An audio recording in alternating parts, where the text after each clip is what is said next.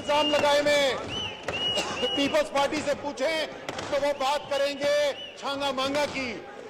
आप मुस्लिम लीग वालों से बात करें तो वो सेनेटर गुलजार की बात करेंगे।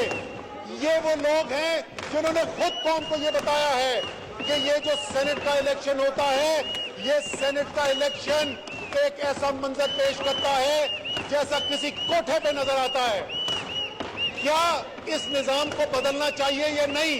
क्या कोई भी शख्स जो जमहूरियत में यकीन रखता हो, जो ये समझता हो कि पाकिस्तान एक जमहूरी तहरीक की पैदावार है, कायदे आज़म मोहम्मद अली जिन्ना एक जमहूरियत पसंद लीडर थे, पाकिस्तान एक इलेक्शन के जरिए क़याम में आया, क्या एक ऐसे मुल्क के अंदर एक ऐसा जमहूरी निज़ाम नहीं होना चाहिए जिस पे उसके मुल्क के लोगों को एतमाद हो?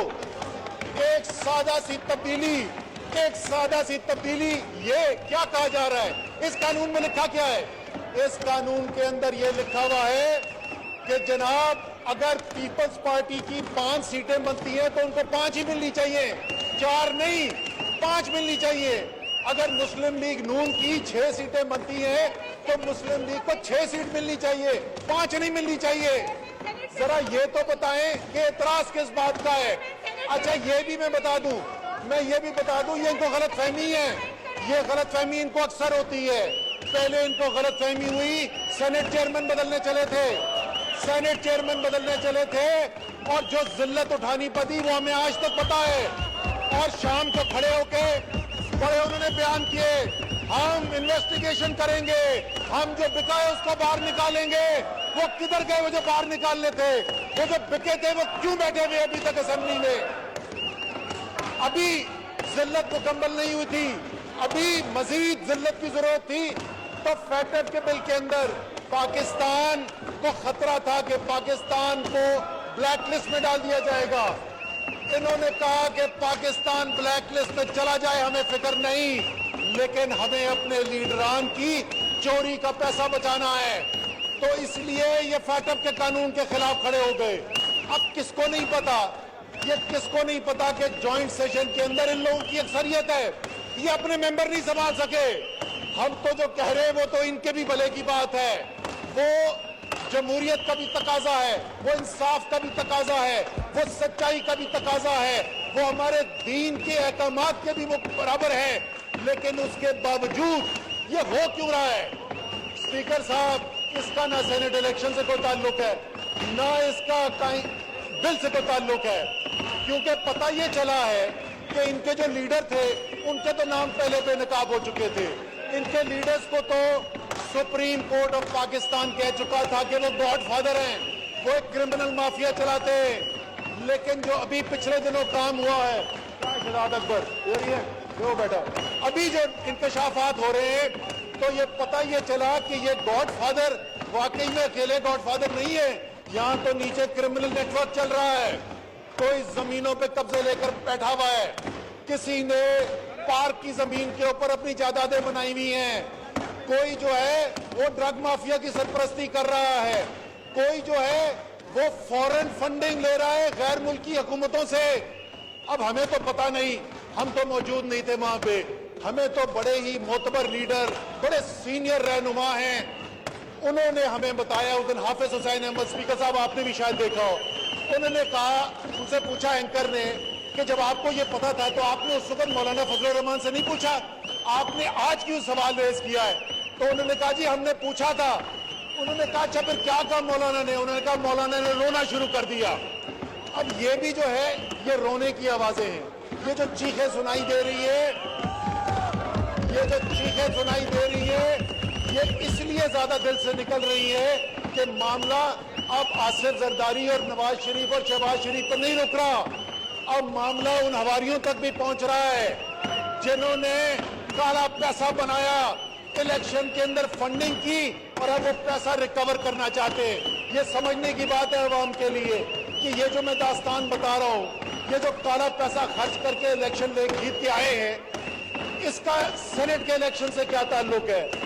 जनाब स्पीकर, ये पाकिस्तान के अवाम को समझने की जरूरत है। यही इन्होंने निजाम बनाया हुआ है, यहाँ इनको मौका मिलता है, यहाँ एमपीएस को, एमएनएस को मौका मिलता है کہ جو ادھر کالا پیسہ بنا کے خرچ کیا تھا الیکشن میں اس پر کمائی کی جائے.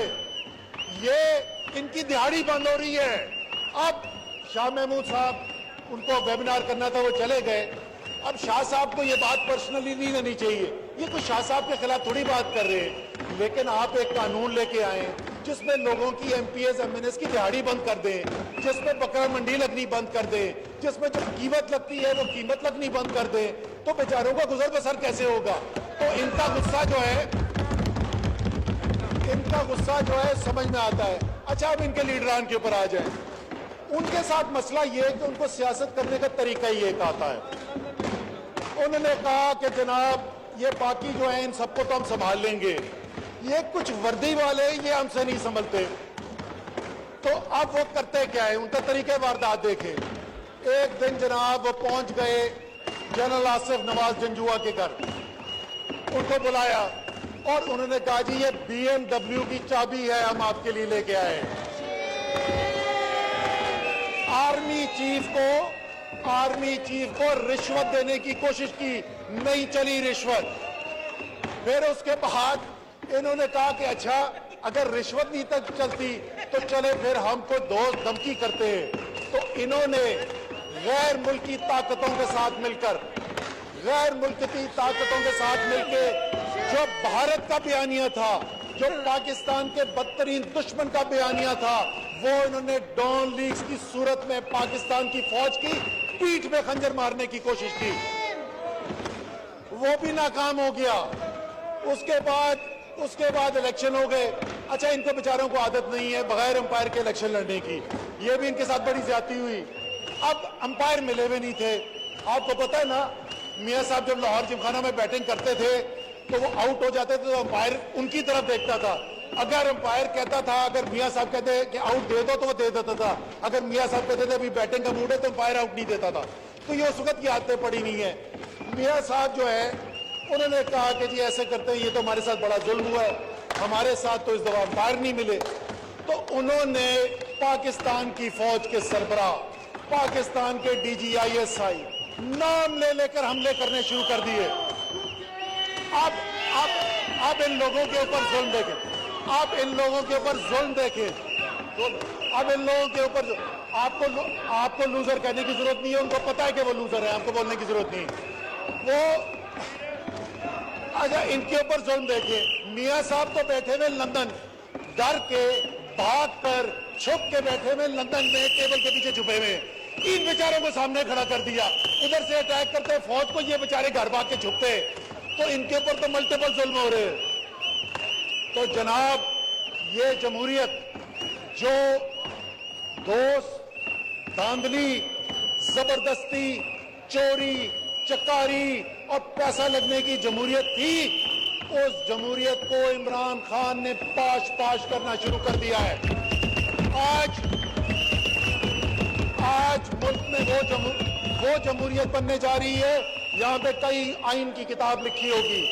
آج پاکستان میں وہ جمہوریت بننے جا رہی ہے جو پاکستان کا آئین کہتا ہے. وہ جمہوریت جس میں غریب ترین پاکستانیوں کے لیے 3 ماہ کے عرصے کے اندر 200 ارب روپے سے زیادہ احساس کا پیسہ بانٹا جائے, جس کے اندر الیکشن بکرا منڈی نہ ہو, جو عوام نے جس کو ووٹ دیا ہے اسی ووٹ کی بنا پر وہ الیکٹ ہو کر آگے آئیں, وہی نمائندے چنے جائیں. یہ چاہے سیٹیاں بجائیں یا یہ کاغذ پھاڑیں یا یہ شور بچائیں یا یہ اسپیکر پہ حملہ کریں, یہ کچھ بھی کر لے, یہ یاد رکھیں میری بات آپ سب, آپ اپنے لیڈرز کے پیچھے تاریخ کے غلط دانے میں کھڑے ہوئے ہیں. تاریخ کا پہیہ آپ کے خلاف چل رہا ہے. جو کچھ بھی ہو جائے, نیا پاکستان بننے جا رہا ہے, عوام کا پاکستان بننے جا رہا ہے, حقیقی نمائندوں کا پاکستان بننے جا رہا ہے. بکرا منڈی بند ہونے جا رہی ہے. پاکستان زندہ باد.